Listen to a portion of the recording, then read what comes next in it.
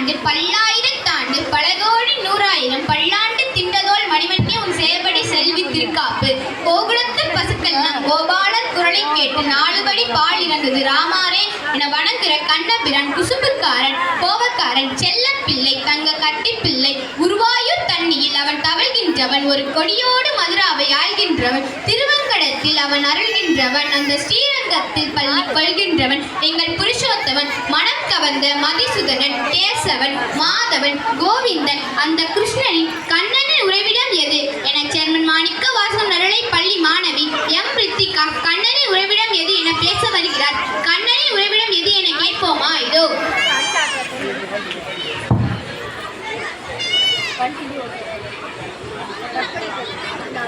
அனைவருக்கும் எனது முத்தான முதற்கண் வணக்கத்தை தெரிவித்துக் கொள்கிறேன். என் பெயர் எம் ரித்திகா.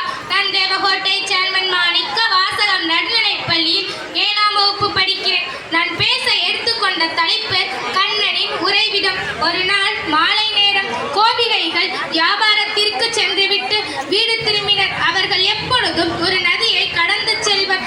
அன்று அந்த நதியில் வெள்ளம் கரை புரண்டு ஓடிக்கொண்டிருந்தது. அவர்கள் தினமும் பால், வெண்ணெய், மோர் என்று வியாபாரம் செய்துவிட்டு வருவர்.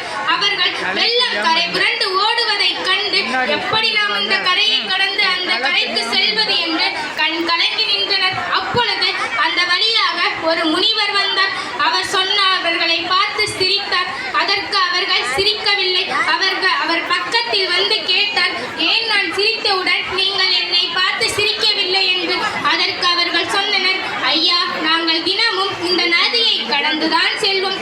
ஆனால் இந்த நதியில் இன்று வெள்ளம் கரை புரண்டு ஓடிக்கொண்டிருக்கிறது. நாங்கள் எப்படி செல்வதென்று எங்களுக்கு தெரியவில்லை. உங்களால் முடிந்தால் நாங்கள் செல்ல வழி சொல்லுங்கள் என்றார்.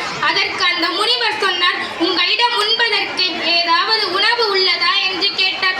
அதற்கு அவர்கள் சொன்னனர், ஐயா, நாங்கள் தினமும் பால், மோர், வெண்ணெய் என்று வியாபாரம் செய்துவிட்டு வருவோம்.